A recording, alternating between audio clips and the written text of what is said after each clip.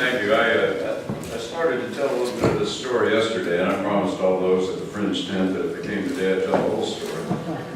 And it's about the 60s. I'm not going to tell you how old I am, but I will say that in the 60s, I was a hippie.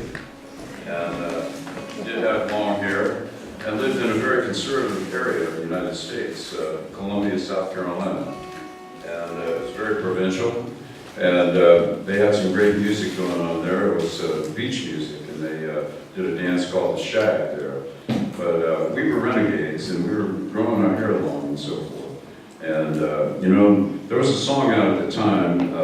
It was called, it was by Ken Heat. The police in Denver don't like those long hairs coming around. And it was about the day they got busted in Denver for pot possession and got their heads beat in. Well, if you think the police did not like the hippies coming around, the long hairs coming around in Denver, you should have been in Columbia, South Carolina, in the heart of the South. It was not fun. And, you know, if we were driving down the street with our long hair, we'd generally get stopped. You know, it was just a red flag. Hey, stop me, I'm guilty. You know, and we didn't quite get that at the time, you know, but they would stop us, and they'd get pretty mean, they'd get pretty brutal with us, and that happened over and over again. We never, you know, we wouldn't cut our hair back then. There was a David Crosby song out called Almost Cut My Hair, you know, and it was about, you know, if you were to cut your hair back then, it would be almost like defecting from the army, you know. It was like this code, this moral code that the hippies had, and it was something else. But anyway, when the heat, we called the police the heat, of course, and when the heat got too much for us to bear in the city there in Columbia, a lot of us would move out to the outskirts of town and into the country. And I had a girlfriend whose name was Sunshine. And girls had names like that in those days: Sunshine, Moon Unit, Groovy. Those were the kind of names people had in that hippie counterculture. And my girlfriend was Sunshine. And so Sunshine and I decided we were going to move to the country. And of course, a guy like me cannot walk into the realty office and actually secure a property, you know, with that long hair. They frowned on that in those days. And but Sunshine was able to go in there and secure the key, pay the money, and so forth. And so we had the key, and so we made the journey. It was about 30 miles to the outskirts of town, to St. Matthews, South Carolina. And we pulled into this. The place had been advertised as a chicken farm. And it was $35 a month, and that sounded good to us. You know, chickens and $35 a month rent sounded good to us. And so we pulled into the place, and right away we noticed that there were no chickens there, and no chicken cooping. But the one point of interest to me was this little stream. I'd always been sort of interested in water and streams and ponds and so forth, and there was this little stream running down the side of the property.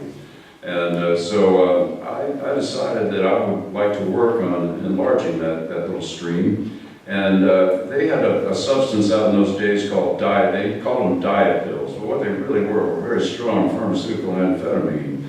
And we call it speed today, pharmaceutical speed, very strong, pure kinds of stuff. I had a few of those around. And when I had my brainstorm to start working on this stream, I took a lot of amphetamine, and I was up for about 3 days and 3 nights working on that stream. I had actually put lights in the trees. And, I had this little hoe. My only tool was a hoe, and so I hoed away for all that time. And on the morning of the 3rd night, after 3 nights of digging, I had these cascading ponds going on. They were just artful, I thought. And so I really was enthralled with my work. And I began to notice that there were hundreds of tadpoles in these ponds. And so I had the brainstorm. And I had a lot of brainstorms over the months with Sunshine, my girlfriend. And many of them fell on deaf ears. But I knew that this one was going to put me over for good. And this was going to be the one that really won her heart. And so I ran in the house and I said, guess what? We've got thousands of tadpoles in these ponds. I increased the number. Thousands of tadpoles, as I ran it. Thousands of tadpoles in these ponds that I built. All we have to do is nurture these tadpoles until they become mature frogs, and then we'll harvest their legs and ship them to the finest restaurants worldwide, and they'll be That was the last day that Sunshine spent with me. So, there's a song about that. It's called Sunshine Doesn't Rise Anymore.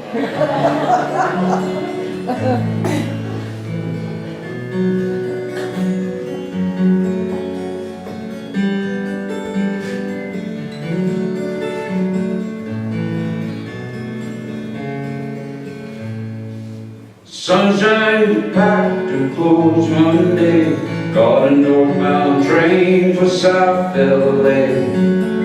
She left it up to our good friend Jay to let me know the score. Sweet Evelyn, she made us some tea, then she looked to Jay, who was looking at me, who said life is a mystery for sure. Though the stars still light the night, and the fireflies burn bright, and the crickets sound so fine like before,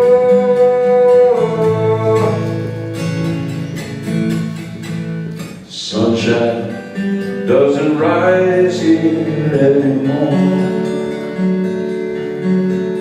She took up with that cactus band, left old midnight cat and a moonlight man, standing out in the rain, crying more. Such a long dark night and the cold break of day, lying beneath the covers of the morning shades.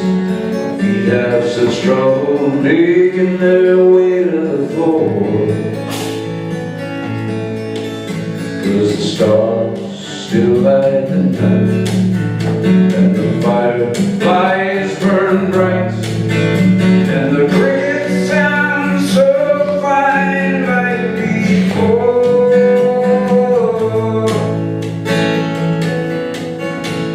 Sunshine doesn't rise here anymore.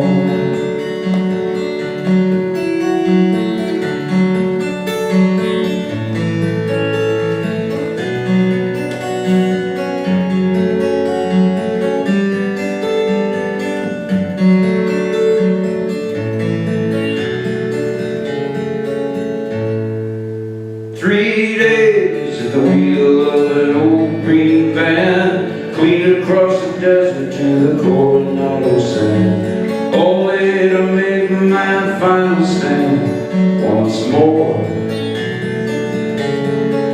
But those cactus boys said you're a little late, sunshine waits for a golden gate. She said the true love was mighty great, poor. And though the stars still light the night, and the fireflies burn bright, and the crickets sound so fine like before,